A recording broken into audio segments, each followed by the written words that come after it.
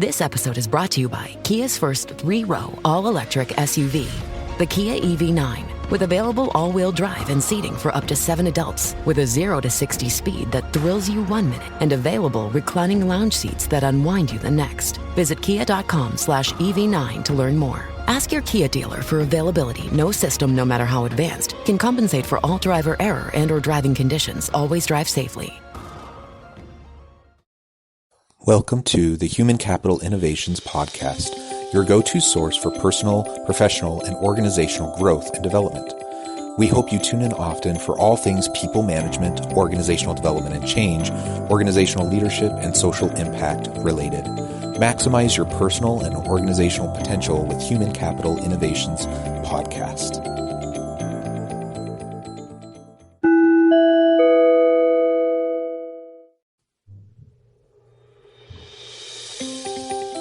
Welcome to the Human Capital Innovations Podcast. In this HCI podcast episode, I talk with Amy Garzitto about conflict resilience and effectively managing conflict within organizations.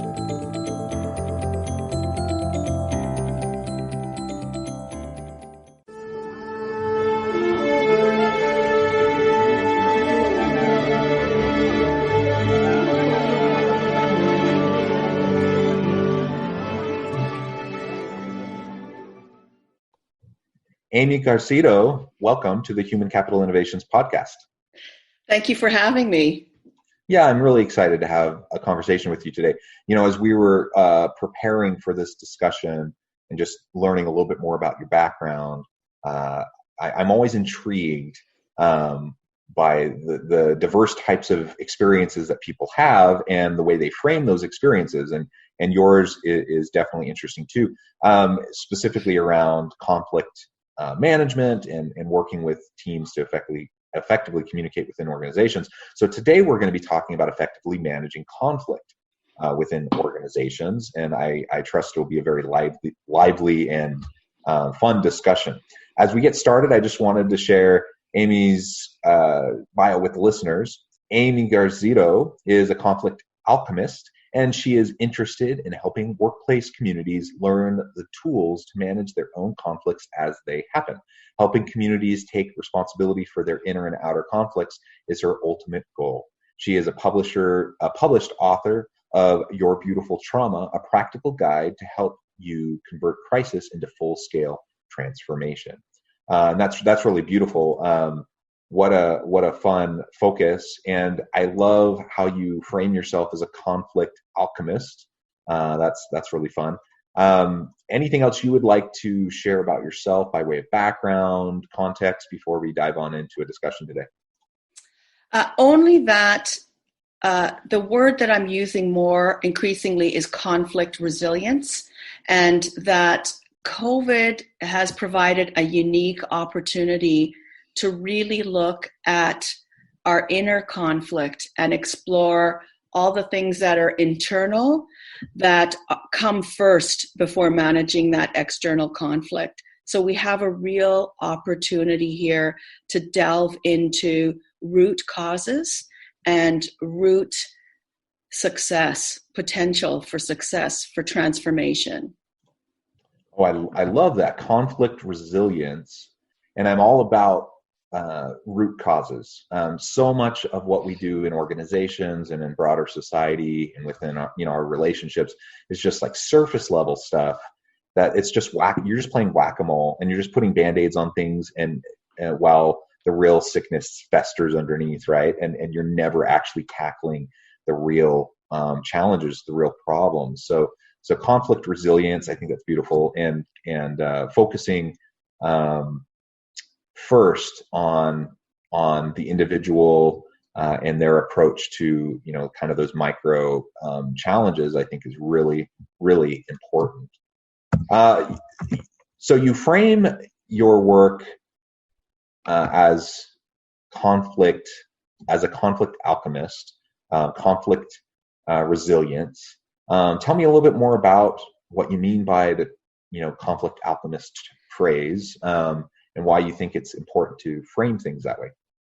Certainly, and I'm going to riff off of your wonderful whack-a-mole image. So when I think about mediation or resolution, I think of conflict being the end piece and just wanting to fix the painful piece so that everything can go move on as normal.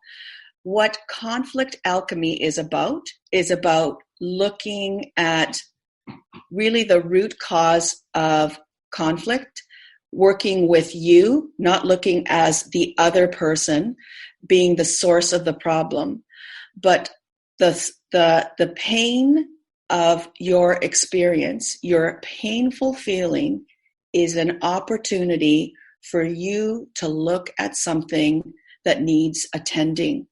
And it is in that attending that you have an opportunity to use conflict as a form of transformation. And that's what I'm interested in. I'm interested in working with communities that want to teach everyone that it's your job to teach people how to treat you. That if you have a painful or difficult feeling, it's your job to manage that feeling and to do the hard work of paying attention and attending to that feeling. So that for me is where the transformation and the resilience come. You got to manage you and your inner conflict first before you can manage the outer conflict. And Jonathan, the exciting part of that is the moment you take responsibility for your conflict, the moment you change the ecosystem of everyone around you. So, for example, my background is working with families, children, and education. And the fastest way to change an environment is not to try to go around fixing everyone in the environment. The fastest way to change an environment is to change you. And that applies more and more to the individuals with the greatest amount of social power, social capital, or internal power, internal capital. Yeah, I completely agree with that. When I think of effective leaders, the most respected leaders in terms of sustainable respect, I think, are those that do exactly what you just said. And so sometimes we have this false idea that leadership and exerting power and garnering respect, that's done through carrot and stick, fear-based tactics. Show your power, demonstrate your power, and then people will respect you. Well, that's not sustainable. People might fear you, and so they might comply with what you are saying as a leader, as a formal, institutionalized leader, because of fear. But if you want people to proactively follow you, people who will do their best work, who will be committed, and who will give sustainable effort over a long period of time, not just a short flash in the pan. If that's what you're looking for, then the real leader is the one that they demonstrate their power, not through exerting, carrot and stick type fear-based approaches, but by simply modeling what it means to do that internal work themselves, right? And so they're doing the hard work of understanding themselves and their connection with other people. They model that, they demonstrate that to others on their teams, and then they just be with them differently. They're with their team in a way that's more authentic, that's less guarded, where it's not as defensive in nature, and they can develop real, meaningful, authentic relationships where everyone recognizes that they're all in a growth process. And the best way to get their people to also take personal responsibility for their own growth and for their own that internal work that they need to do is for the leader to model it themselves. And so again, sometimes it comes off as counterintuitive to leaders, particularly those who may have their experience in the past had been that power-based, that fear-based leadership model. it may be counterintuitive to them because it feels like they're giving up power. It feels like they're giving away power and authority by taking that kind of an approach and demonstrating their flaws and their weaknesses and their vulnerabilities. But in fact, there's so much evidence to show that if you're looking for sustainable commitment and effort and followership from your people, then that's exactly what they need to see. That's what you need to demonstrate to them each and every day. Well, I couldn't agree with you more. And again, that research is exploding, and it is definitely what guides my work. So fear-based is not sustainable, and we're seeing, compliance and obedience are short-term in terms of moral practice. So if we want to shift people's moral practice, we need three things. We need modeling, we need practice and rehearsal, and we need reinforcement. So those things are how we learn our moral practice. And it's not cognitive based, it's body based and feeling based. So people behave based on how you make them feel, not about what you know or what you say or what the rule is. And people will repeat what they see, what gets repeated, and what's reinforced in culture and by others around them. So we have to kind of reconfigure or rethink how we work with conflict. It's a value, it's important, and we need to find ways to be able to hold it and stay in the room when it happens without using power over or fear-based. So when I say that, I just want to make two notes. Number one is that there is a place for, the command, and that is during a high-risk emergency. So I don't want to hear about your vulnerability or your feelings when there's an earthquake.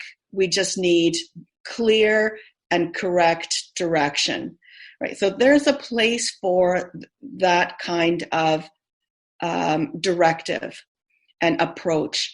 But the day-to-day practice, how do we want this work culture to look like? How do we want our employees to feel, and how do we want to get the very best of their cognitive practice? And ironically, if we want to get our employees or everyone's best practice, in other words, where their prefrontal cortex is the most engaged, the most juicy, we have to engage feelings at a body level and not in our head.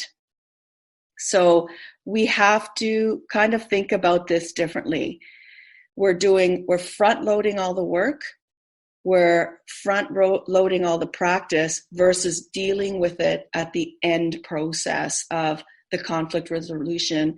And for me, the worst place is the rules and regulations.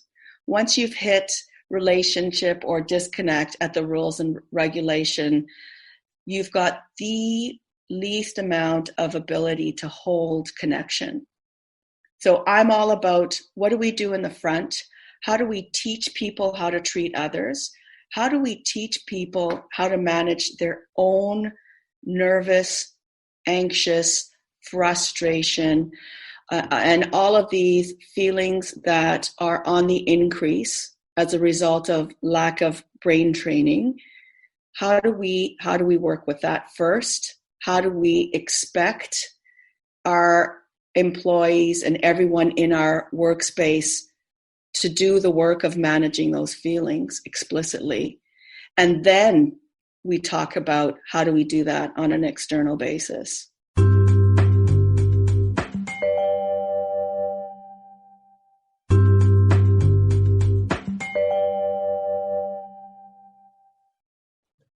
Yeah, I love that, and I couldn't agree more. the only way to effectively build relationships or to lead people, and of course leadership is all about relationships, is first we have to do the hard work within ourselves. We have to understand ourselves, and then that will allow us to better understand those around us. And if they're doing the same thing, then they are able to better understand themselves and then us. And then, then we can have this reciprocal type of a relationship where we're constantly learning and growing together and building an authentic, vulnerable relationship. And same thing happens in leadership within organizations. Now, not like a romantic relationship, of course, but in an organizational setting, you're still showing vulnerabilities and you're still working, and there's still emotional connection with your people, and there's still this growth dynamic that should be occurring in meaningful leader follower type of relationships, and so we need to do that hard work, and that takes sustained effort over time. And because of that, because it's uncomfortable, because it takes sustained effort, and because it's kind of contrary to the kind of societal norms, models that people are used to seeing in the media, in movies and TV, and what they've experienced in their own past, that we don't see it as much as we should, right? And so, but if we can do that work, we can get there, and then only then, without skipping that step, then we can start to deal with those external types of factors that are challenging, that are difficult, and that do need to be addressed. Right. So what I am noticing and what I see happening increasingly is that the scaffolding has not taken place. The brain training around all the microseconds of face time that we require to have our nervous system learn to self-soothe has been taken away, for example. And so all of these different things that we are used to, which our bodies, and in terms of evolutionary biology, we've learned through millions of years of practice to work within tribes, within communities, to engage in unsupervised play, to move, to read a face, to be in contact with other. All of these experiences have been slowly and now quickly been minimized or eradicated. And so what's happening is we have forgotten what it means to manage our feelings. In many cases, I work with clients who are adults who have to remember to notice what they're feeling, where it resides in their bodies, right? We have to go back to connecting with, I've got more energy in my body. And we have to find ways to manage that energy.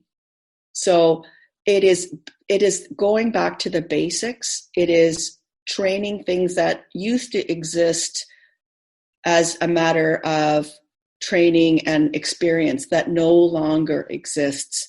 So we have to put them back in our education systems, our homes, and in our workplaces in order to be as effective as we can, and in order to keep our employees and to minimize the costs. The cost of conflict is growing. The cost of not being able to manage worry, anxiety, sadness is increasing, and we need to start overtly pushing culture, workplace culture, so that we can train our communities how to do this.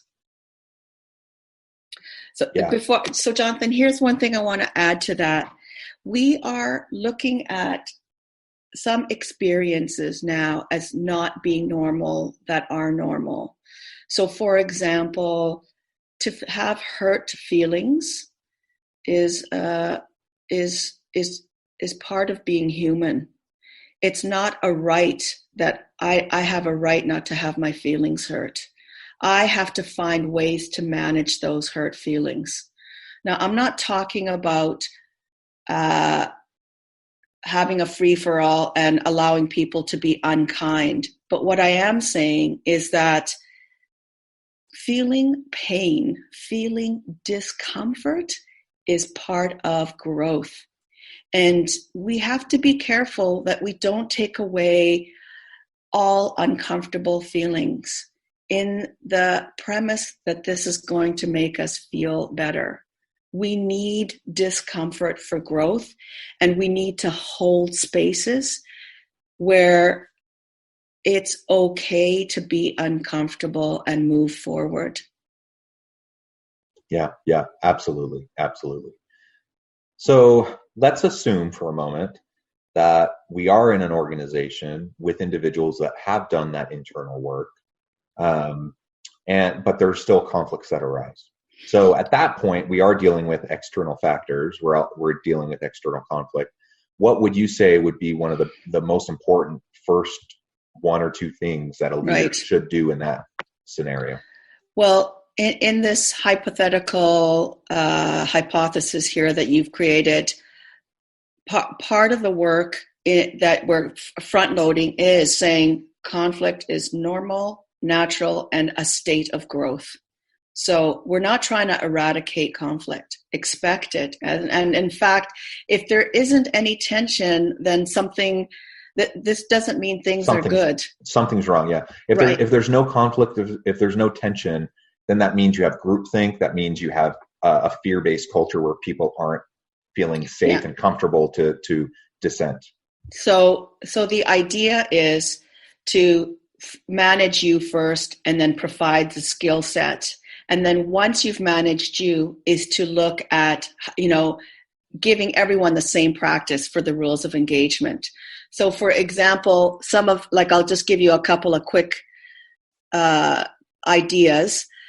When you are in conflict and you're having an uncomfortable feeling, somebody has said something or done something that you're not comfortable with, your first evolutionary biology instinct will be to attack. You hurt me, so I have to hurt you back double. You need to hold off and not act on that biological instinct. You need to wait until you are in a state of calm so that you're engaged. So number one, you do your best to hold off and find the right time. The right time is when I'm fully resourced and the person I'm having a conflict is fully resourced. So the first thing is notice and wait. And then say it's me to you. I'd say, Jonathan, I didn't feel great about what happened at the meeting yesterday. Do you have some time to talk about it today? 20 minutes. When's a good time? Right? So that's one strategy across the board. Notice your feelings, wait, and then find the right time. Another I was just gonna say, yeah, I think it's so important because people's defenses go up so quickly, and something can escalate super fast if we don't do what you just said. Take the time to be present in mind and calm and respond in a constructive way, right? And most of the time, not always, sometimes people are just really big jerks who are abusive, emotionally, whatever. And sometimes they need to be directly pushed back on. But most of the time, we're not trying to hurt each other. It's not intentional. There's no malice, in the words or actions of another person when we are hurt or when something goes wrong. And so if we can be generous that way and we can recognize and try to understand where they're coming from, or maybe they're just having a really bad day and so they weren't as, things didn't come out as well as they would have hoped. If we can start from a place like that and then calm ourselves, show them some compassion, through how we interact with them, then at that point, we're going to be in a better position to have a constructive conversation, and to actually address the behavior, the words that were said, the actions that took place. Right. Okay. So that's, and that if we overtly say that to everybody in the group, in the workplace, then we're saying out loud, these are the rules of engagement. And then we teach people how to do it. And then we say, now it's your job to work with this. And again, with the parameters and understanding that if the power imbalance is too great, then they need a hand. But that 90% of the work is in face-to-face, peer-to-peer conflict. Yep, absolutely. Well, Amy, it's been a pleasure talking with you. We're about out of time. We could go on and on and on because this is such a rich topic. I appreciate the insights you shared, and perhaps I can have you on another time so we can continue the exploration of all of this. Before we part, though, today, I did want to give you the last word and give you a chance to share with the listeners how they can get connected with you, learn more about what you're doing, and if you have anything coming up that you want the listeners to know about. Thank you so much. If you want to hear more tips, if you want to hear more information about particularly the post-pandemic workplace, the virtual workspace, I have a free upcoming webinar on Wednesday, September the 2nd at 9 a.m. Pacific time. And you can get all the information and you can sign up at creativeedgeconsulting.com. And I would be delighted to see more people there and to have you hear more about the research as well as the strategies. Excellent. I encourage listeners to reach out to Amy. I'll include her LinkedIn profile in the show notes and some other links. Get connected, reach out, find out more about what she can do to help you.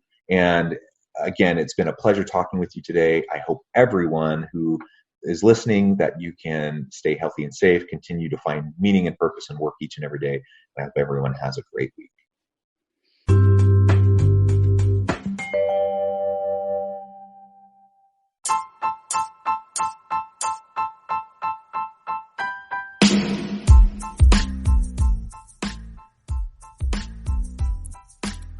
We are excited to announce the launch of Human Capital Innovation's new e-magazine, Human Capital Leadership. Human Capital Leadership is a free, interactive e-magazine with the mission to help individuals, leaders, and organizations find innovative approaches to maximize their human capital potential. We will be publishing issues quarterly in August, November, February, and May. We hope you'll check out our first issue, and please let us know what you think.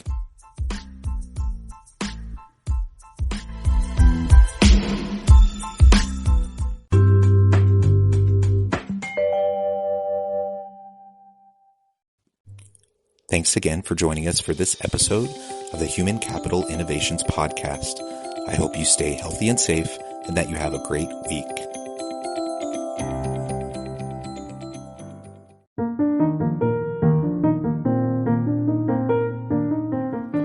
Check out our new weekly LinkedIn newsletter, Alchemizing Human Capital, exploring industry trends via original research and interviews with executives and thought leaders from across the globe.